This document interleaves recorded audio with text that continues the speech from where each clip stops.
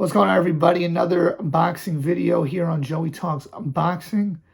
I want to talk about the phenomenal card that they are going to be putting on in Saudi Arabia on DAZN. I think it's pay-per-view. I'm not sure, but it is on December 23rd, I believe, and it's going down. Anthony Joshua and Otto Wallin are headlining, and Deontay Wilder and Joseph Parker are co-headlining, being the co-main event. Okay, so obviously we wanted Anthony Joshua versus Deontay Wilder. We're not getting that, so there is disappointment from that angle, and I understand that. But what they did was they wanted to give both these guys good fights and stack the undercard so they can make these two fights acceptable that Anthony Joshua and Deontay Wilder aren't going to be fighting each other. They put both guys in with respectable names, but neither guy is a huge puncher. So you got to assume Joshua should be able to win. You got to assume Wilder should be able to win. Joshua already fought Parker, so they can't do that. But what really amazes me about this fight is I have never seen on an undercard this kind of depth, where there are so many fights in this undercard that could be a main event. There's 7 main events in one, and I'm going to go through each one of them one by one right now to see the full card. So first off, you got Frank Sanchez, heavyweight contender, versus Junior Fa. This could be a fight that they would put on a main event in America. Like, I could see Frank Sanchez potentially doing a main event, or maybe like even a co-main event. You know, Frank Sanchez is a good heavyweight. He beat Effie Ajagba. I think that he's definitely someone to be reckoned with. He was on the Wilder Helenius undercard, and he scored a knockout. So this is a really good fight to have as your 8th biggest fight of the night, you know, or whatever it's listed here, 7th or 8th biggest. Then you get to the next fight, Arislanbek Makhmudov versus Ajit Kabayel for Kabayel's European heavyweight title. I'm going to be honest with you, I never heard of either of these two, but I'm glad to hear of them now. Maybe they'll show me something in this fight. I like it. Let's see, maybe there's someone else in the heavyweight division that could do some stuff. Then we get to Filip Hrgovic versus Mark Demori. Filip Hrgovic is the IBF mandatory. He wins this fight. He keeps his mandatory spot to stay as a potential challenger to Alexander Usyk or Tyson Fury, depending on who wins that fight, depending on how the belts go.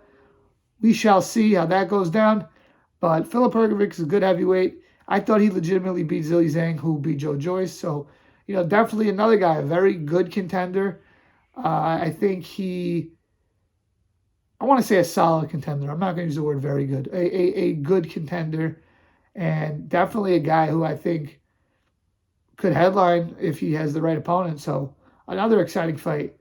Then we get into Jay Opetai versus Elizoro for Opetai's IBF cruiserweight title. In my opinion, Jay Opetai is the #1 best cruiserweight in the world, and he's almost like an afterthought on this card. That's what's so crazy. The guy beat Breda recently, and I think he had one fight after that. Let me just check that up. Jay Opetai, I think the #1 cruiserweight in the world. I know cruiserweight's a division that gets overlooked often, but I like him. I think he's good. I like what I saw. He beat Bradis for the title, and then he beat Elizoro. He's fighting Elizoro. He beat Jordan Thompson. I like this fight. Definitely a good fight. Then we get to Daniel Dubois versus Jarrell Miller. Now, this to me is the most interesting matchup of the whole entire card. Daniel Dubois obviously coming off the loss versus Usyk. A lot of people think he really should have won that fight. He landed a good body shot. Was it a low blow? Was it a body shot? Did Dubois quit? But Daniel Dubois, he's still in the mix as a good contender. Now, Jarrell Miller, he obviously is most known for having the fight with Anthony Joshua that was canceled. And in place of Jarrell Miller, Andy Ruiz stepped in and knocked out Anthony Joshua in Madison Square Garden. Jarrell Miller's got a big mouth. He was talking that talk in the press conference. I was into it. Anthony Joshua could not stand Miller. Even when he was talking about Dubois, Joshua was just sitting there like, dude, I can't stand this guy. This guy failed drug tests more than once because he was supposed to have another fight after the Joshua fight, and he failed drug testing again. Whatever, he's been reinstated. These are the rules of boxing. You got to accept it. I know a lot of people want to see Daniel Dubois finish him. But I don't know, man. Like, I don't trust Dubois in like a big fight and a tough fight. If he gets deep in there, I think he kind of, has a little bit of a mental block. I think when the going gets tough, Daniel gets going. I think he quit versus Usyk. I think he quit versus Joyce. But then again, Miller's been inactive, and Dubois is a big puncher. This is a really interesting fight. I like this fight a lot. This could be a main event fight. I would watch it as a main event fight. And if it was like $20, I would consider paying for it. This is a good fight. I like it.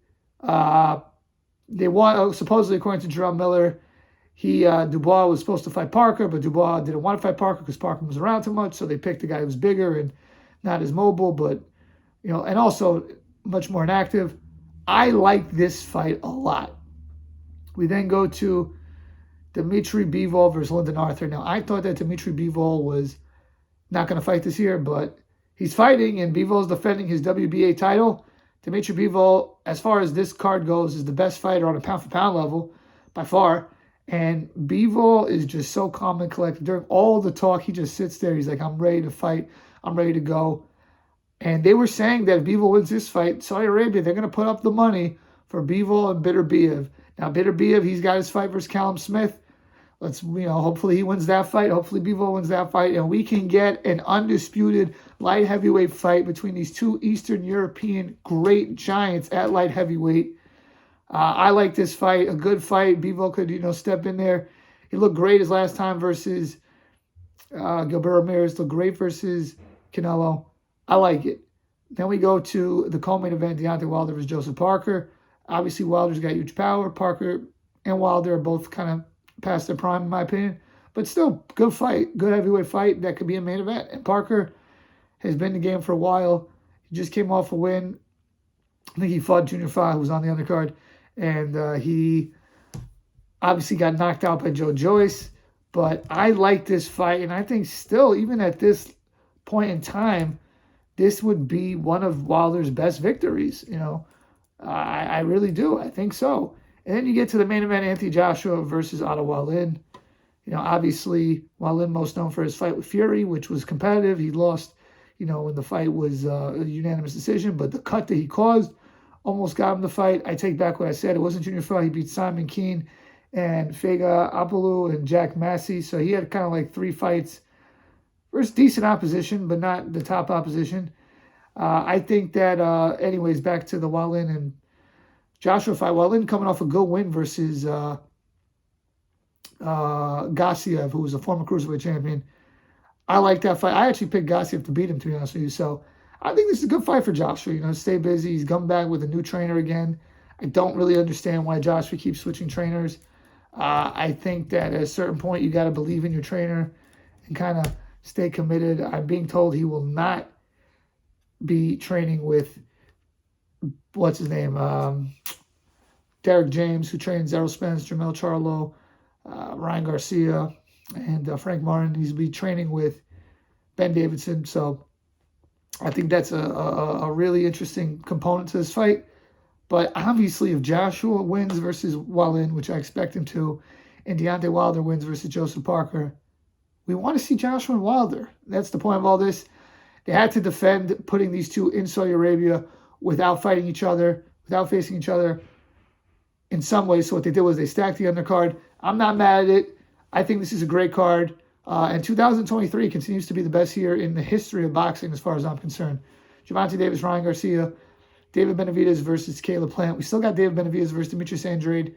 Canelo fought versus Ryder and versus Jermell Charlo. Okay, that was a cherry pick Charlo.